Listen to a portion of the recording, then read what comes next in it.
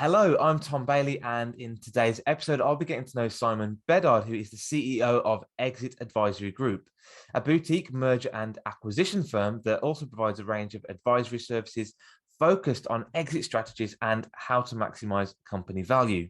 So, Simon, hello, and a very warm welcome to today's episode. Hey, Tom, thanks for having me.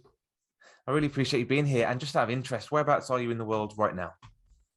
I am located in the beautiful city of Sydney, although I'm not seeing much of its beauty lately because we're all locked down. So, of course, no, I know Sydney very well, and yeah, I bet you can't wait to get out and see the city again. Yeah, look, and it should time in well with the warming weather, so it should be good. Yes, perfect. And I just want to share a little bit more about you before we do get started. So, Simon's experience spans over 20 years in the finance, investment, energy, and technology sectors. And as an entrepreneur, Simon has both started, brought, and exited companies. His true passion now is helping business owners understand where they want to be and then building a business that can get them there. The title for today's episode is How to Define an Exit Strategy for Your Business. And Simon is going to show us how to do that in just 7 minutes. So question number one today is, who are your ideal clients?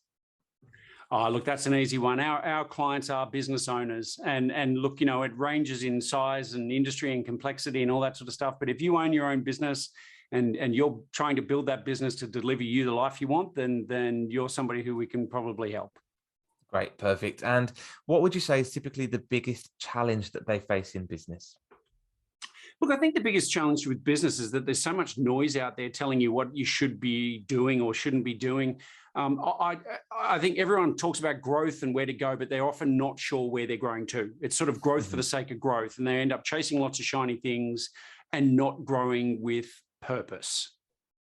Yeah, got it. And so I guess when we're not growing with purpose, what impact can this have in the long term for our business? Well, I think the old thing is, right, if you know you want to swim to that island, but you're really heading in the other direction, I mean, you're just not going to end up where you want to go, right? And, Yeah. And I think that this feeds into our topic of today of talking about exit strategies, because it's really about defining what you want. And so, I think the greatest shame for me is seeing business owners who work really, really hard. They take lots of risks, they invest lots of money, and they spend a lot of time on their business. And then they kind of get to the end of that journey, which is a bit like a marathon. They're 100 meters from the finish line and they kind of trip over, or they don't finish the way they want to finish or should finish. And that's really what we're trying to help avoid. Yeah, great, perfect. And I guess, so for any business owner listening that is starting to resonate with this message, what is the one valuable piece of advice that you might give them to really help them set themselves up for success? Yeah, number one, put aside all the business lingo and stuff for starters, and actually you've got to talk to yourself, the personal side of you and your family, and understand really, where do you want to go? What do you want to be doing? What do you want to do with your time? What do you need from a financial perspective out of your business? I'm a massive believer, we're not born to do business, we're born to live our life. Your business should simply be a vehicle for delivering you the life you want. So, hey, first thing you should do is get clear on what kind of life you want. Yeah, I love that change in perspective. It's a great way of looking at it. So what valuable resource can you share with people today to really help them solve this problem? Look, there's lots of resources, so I could point you in so many different directions, and certainly you can find some stuff on our website and reach out. But, getting to the heart of an exit strategy is about asking what all of those various things you need. And I'm going to give you 3 things to consider. First of all, there's the financial and valuation side of things. Like, what's your number? Everybody needs to have a number in mind that if Joe Bloggs walks in with an open checkbook, you know which number you can tell them you need, that it actually satisfies your life's requirements. And there's a bit of work that you can do behind the scenes to work that out. The second thing is timing. How long do you want to keep doing what you're doing? And that's not just working necessarily in the business, but how long do you want to keep owning the business? Because there's a whole bunch of risks and other factors that come in with holding onto assets for too long as well. The third part is legacy. When you walk out of the room and you finish up here, how do you want people to look at you and feel about you and your contribution to the world? Because that's, and it's not just about putting your name on the door, right? It's about how your customers and suppliers and your employees think about you. And is that important? For some people, it's not. And if it's not, that's okay. But for some people, they realize right at the last minute how important that actually is to them. And sometimes they've just not got enough time to sort of change things the way they want. Yeah, perfect. There's great 3 steps. And just on that first one, the value. I know you've got a resource you can share, which is how to value a business. So what I'll do is I'll post a link to that in the show notes so people can click on that and they can dive right in. Fabulous. So thank you very much. And the next question for me today then is, obviously you've been through lots of different sectors, industries, businesses. What would you say is one of your greatest either mistakes or failures that you've made either in life or business? And what did you learn from it? Yeah, look, you know what? I'll say one of, by the way, I've made tons of failures and mistakes. So, you know, we could probably do a 4-hour show on that alone.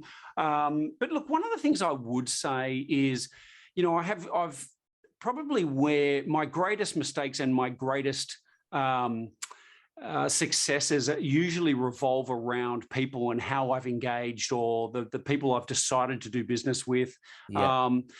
You know, I think I've certainly had business partners who have done the wrong thing by me. They've, you know, I've been stolen from and set up and cheated and lied about and all sorts of nasty, horrible things. And often, you know what, you end up, when you kind of look back on those situations, you realize that you're actually just as much to blame as they are, because in some ways you've allowed yourself to be in that situation and you've not put enough thought and protections in and around the way you do what you do. So, hey, if you're in business with another business partner, you know, do you have a shareholders agreement? Have you looked at it in the last year or 2 years, 3 years? You know, think about your business partner. Think who you're doing business with, even your customers. You know, who do you want to have around you on this journey called life and business? And give some thought to that, because it makes a very big impact to your life. Absolutely. Great lesson to learn along the way there. And the last question from me today is, what is the one question that I should have asked today that will also bring some great value to our audience? Yeah, look, I think the one thing that we all need to be thinking about is, you know, shift out of these things like, oh, I need to grow, I need more revenue, I need more profit, I need more. These are all these classic metrics that we're all told are you know, the be all and end all. Don't get me wrong, very important, but shift your mindset away from simple outputs to the actual inputs. Think value, right? Value is, and in my mind, is what you get out of your business system. You know, and to that end, there's all sorts of stuff. There's concentration risk. There's, you know, what is your growth potential? What are the markets? There's all these different value driver inputs that people need to be thinking about that actually drive the outcomes of revenue and profit. So start to think with the end in mind, and start to look at the value drivers that'll get you there. Awesome. Love that. Another great shift in perspective. So Simon, thank you so much again for your time today, for coming along and sharing such great value with our audience. My pleasure, Tom. Thanks again for having me.